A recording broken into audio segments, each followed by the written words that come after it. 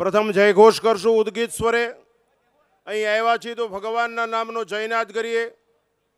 જેટલી તાકાત હોય, જેટલી શ્રદ્ધા હોય, આખું વ્યોમંડળ બ્રહ્મનાથથી ગુંજી ઉઠે ભગવાનના નામથી.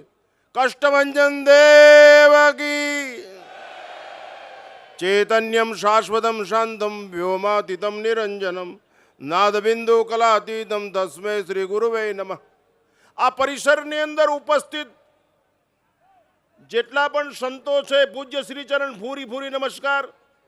સંત વૃંદ, વિપ્ર વૃંદ, સન્મુખ બિરાજમાન ધર્માનુરાગીઓ નમસ્કાર. અહીંયા જે સંચાલન કરે છે વિવેક સાગર અને હરિપ્રકાશ, એમના ગુરુ સાથે મારે ઘનિષ્ઠ અને આત્મીય સંબંધ હતો. વિષ્ણુ પ્રકાશ સ્વામીના ગુરુ સાથે મારે આત્મીય સંબંધ. ત્રીજી પેઢી આ જુગલ જોડીએ અહીં આવી. આ વિષ્ણુ પ્રકાશ સ્વામીએ આ બંને પોતાના પનોતા પુત્રને અહીં મૂકી અને આ આખા સંસ્થાનું નામ ઉજાગર કર્યું છે. હૃદયથી, હૃદયના વિશુદ્ધ ભાવથી સેવા કરે છે. અમારો અનુભવ છે.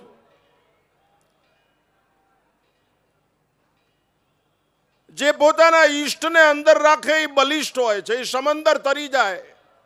જે પોતાના ઈષ્ટને અંદર રાખે એ બલિષ્ઠ હોય, સનિષ્ઠ હોય, એને કોઈ કનિષ્ઠ પુરવાર ન કરી શકે.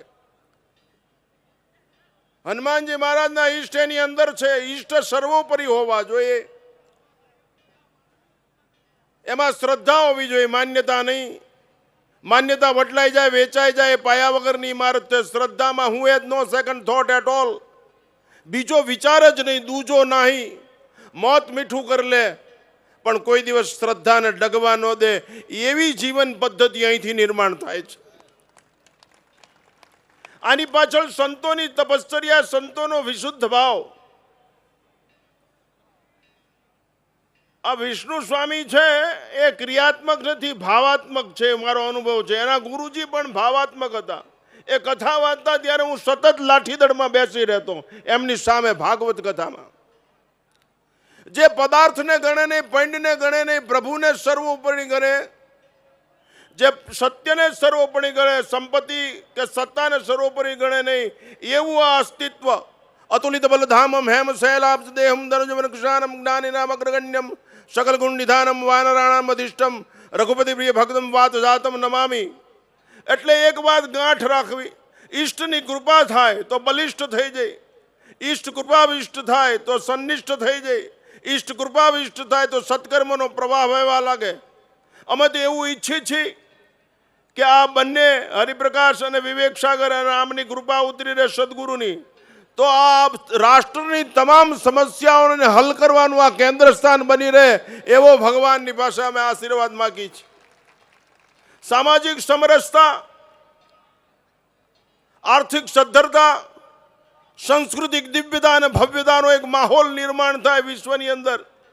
વિશ્વ ગુરુસ્થાન ઉપર બિરાજમાન, સંત પાયાનો વિષય બની જાય. સંત બલિદાનની ભાવનાથી કૂદી પડે.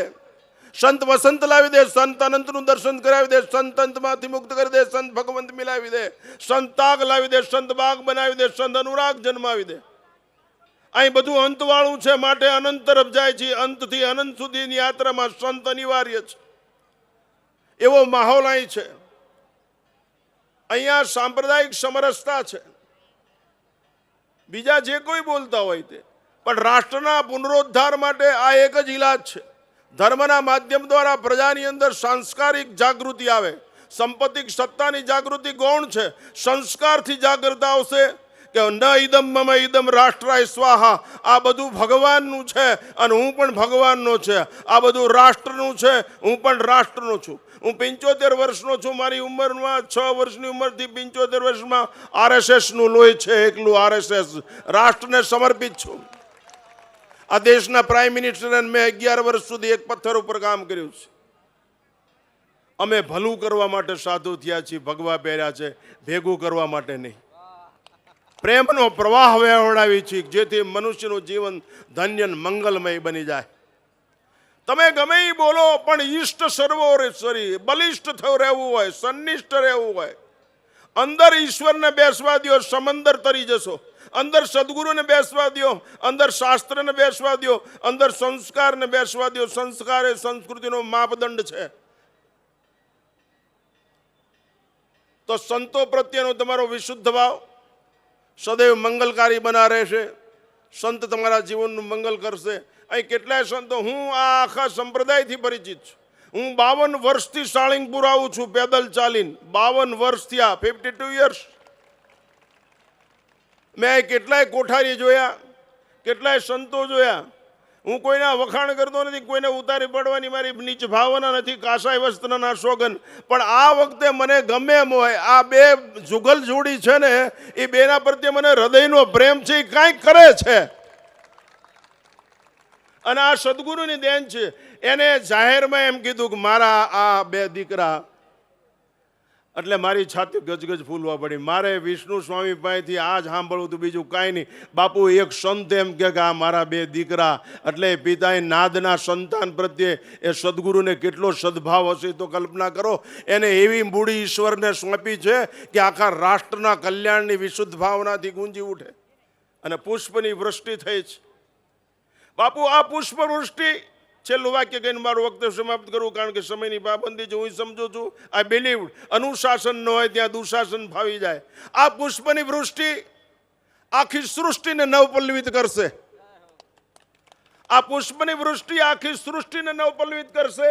આખી સૃષ્ટિની દ્રષ્ટિ બદલાવી નાખશે. સિયારામ મય સબ જગજાની કરહું પ્રણામ જોરી જુગપાની. આખી સૃષ્ટિનો કષ્ટ દૂર કરી દેશે આ પુષ્પની વૃષ્ટિ. એવા વિશુદ્ધ ભાવથી કષ્ટભંજન દેવના ચરણોની અંદર મારા સાષ્ટાંગ દંડોત પ્રણામ. અને ફરી એકવાર કહું છું કે સાધુ સંતોએ આ જે ભોગ આપ્યો છે એ સદૈવ વંદનીય છે, સરાહનીય છે, અનુસરણીય છે. અને આવા તપોનિષ્ઠ આ અથાણાવાળા કહેવાય. એમના ગુરુજી, એ તો એ કાંઈ ખોલું નથી આપણે, પણ મને હૃદયનો પ્રેમ છે, એ મને હૃદયનો ભ્રમ છે. હું તો બધાને જાહેરમાં કહું છું, આ જુગલ જોડી છે બાપુ, અહીંયા રાત્રે હોંત ખાવા મળે છે. અહીં કોઈ દખી થતી નથી, હેરાન થતું નથી, બધાને ન્યાય મળે છે. પછી પોતાની મેળે દુઃખી થાય ને કહટા, એ વાત જુદી છે. પણ અહીંયા કોઈને એવી રીતે હેરાન કરવા, કારણ કે અહીં કષ્ટભંજન જ છે. અંદર કરો એટલે કષ્ટ હોય જ નહીં. કષ્ટ બહાર રહી જાય, ભ્રષ્ટ થાય નહીં. અહીં કષ્ટ નથી, ભ્રષ્ટ કોઈ થતું નથી, નષ્ટ થતું નથી. અહીં આવનાર બધા શ્રેષ્ઠ થઈને જીવન જીવે એવી મંગલ અભ્યર્થના છે. મારી વાણીને વિરામ.